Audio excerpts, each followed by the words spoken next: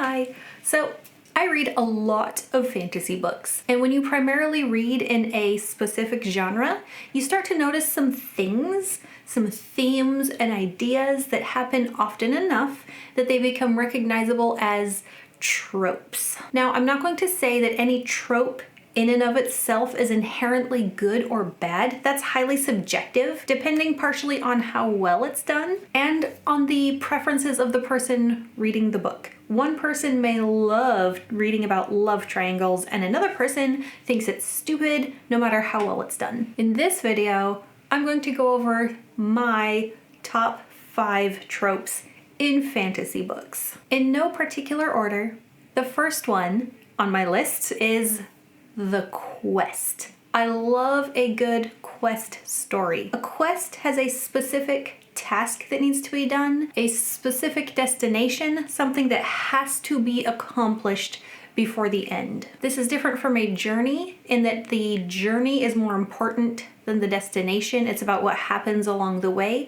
I like both, but I think in normal life, we often make decisions that affect this life's journey that we're on. We might change the course of our life path, switch jobs, decide to have a kid, move, go on a huge life-changing vacation. There's things we do in life that are part of a life journey. But it is not often, in my life at least, that I go on a quest. I might say I am to make it more fun. I quest to find the best deal on my groceries this week. How exciting. That's far different from a magical quest to save the world, to defeat an evil enemy. A quest involves, often, something that you don't have to do in your normal life, something bigger than yourself, something that will affect other people around you, and I like reading about that. Prime example being The Lord of the Rings. The characters in The Lord of the Rings are all on a journey,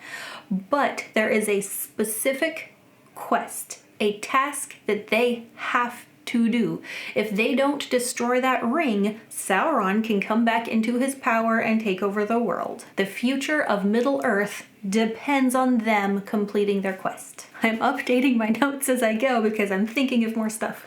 The next one on my list is the mentor-student relationship. This is similar to the wise wizard trope, but there's a difference. If you've read Lord of the Rings or watched it, Gandalf is the quintessential wise wizard. Dumbledore is another good example. The wizard who knows all the stuff. He's powerful, or she, in the example of Moraine from The Wheel of Time. They are able to handle a lot of problems and use their magic and do what needs to be done.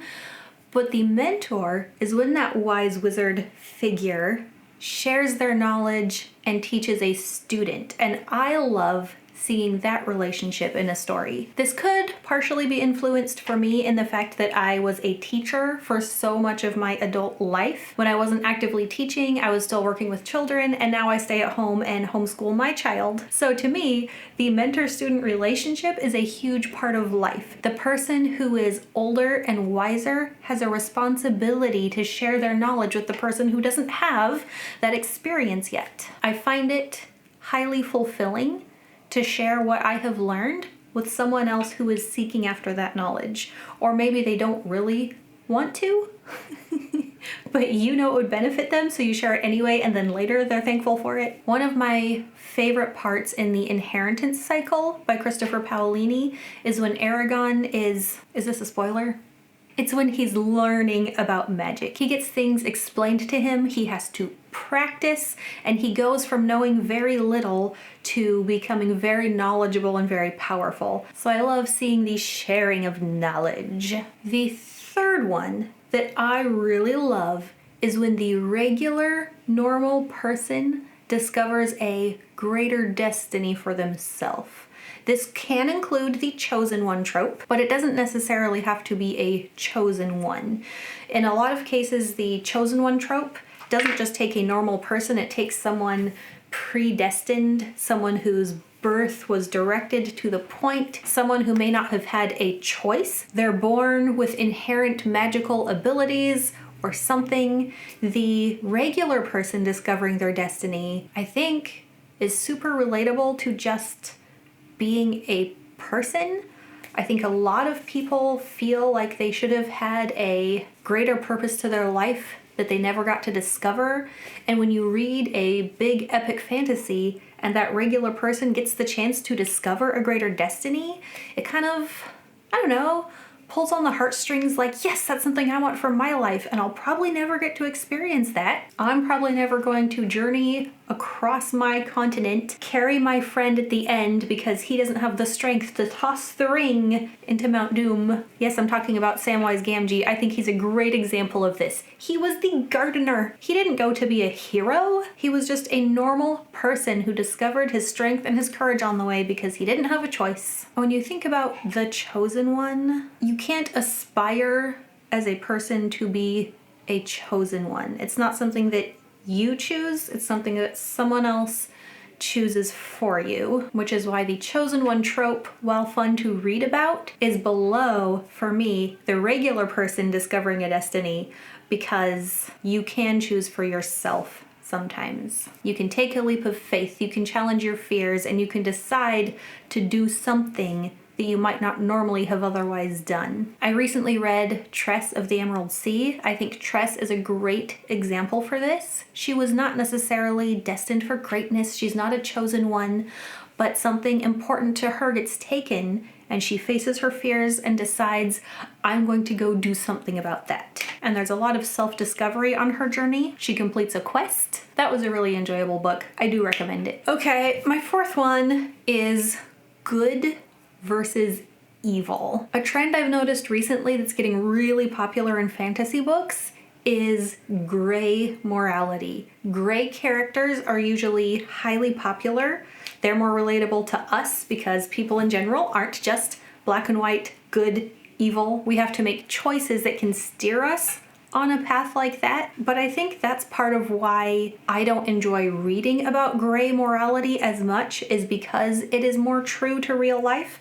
I already live in real life. I already live around all these people who can choose to make a good choice or a bad choice. They're not inherently good or evil. And I really like to read a book where there is a character who is just good and you can count on their goodness. You know that whatever happens, they are going to choose to be good. That doesn't necessarily mean that everything they choose to do will benefit everybody, but when they struggle with a moral choice, they never choose selfishly. They always choose what they think is right, and it's really hard to meet a real life person like that. Also, in real life, a lot of times we're told that something is good or evil without a really good explanation on why such a thing is good or evil. A lot of times you feel like you just have to decide for yourself. And so having a story presented where this is the Dark One, the Lord of Evil, this is the Lord of Light,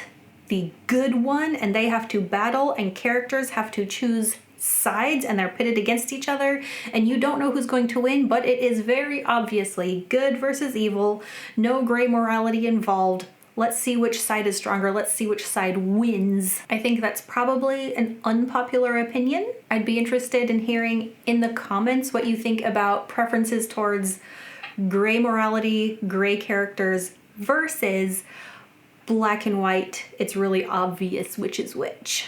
In my teaching career, I have taught pretty much every age, babies through high school. I've seen what little kids love to play pretend. Little kids naturally are drawn towards beating bad guys. This is a natural internal desire. Children love justice. They love superheroes. They love when good triumphs. There's a line from Harry Potter where Sirius is trying to tell Harry the world isn't divided into, what does he say? Good people and Death Eaters? Something like that. The lines aren't evenly drawn. Little kids draw those lines very evenly, and as you age and get older and get to see what people are really like, those lines blur a little bit. Real life is not easy peasy lemon squeezy. Fantasy can give us something we don't get in real life, which is a clear moral distinction between right and wrong. Okay, and my fifth one is the character who is so good that they can't lose. This one, again, is not very realistic, but that's part of what makes it fun. There is just that one character who is so strong or so smart or so connected to their inner magic that no matter what is thrown at them, they will win. They might struggle. They might be brought very, very low. They might almost lose, but I really love when there is a character you can count on that if the battle is going poorly and that character comes in, you know it's going to end well. You know the baddie is going down. I think it's a fun thing to read about.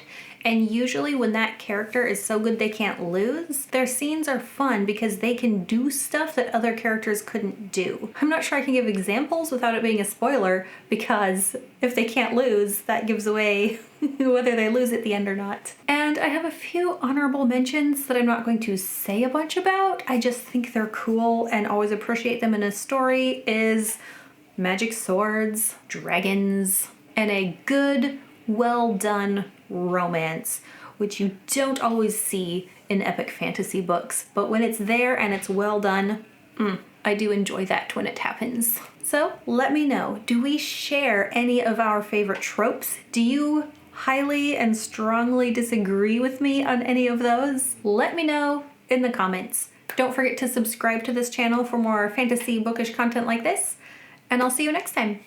Bye!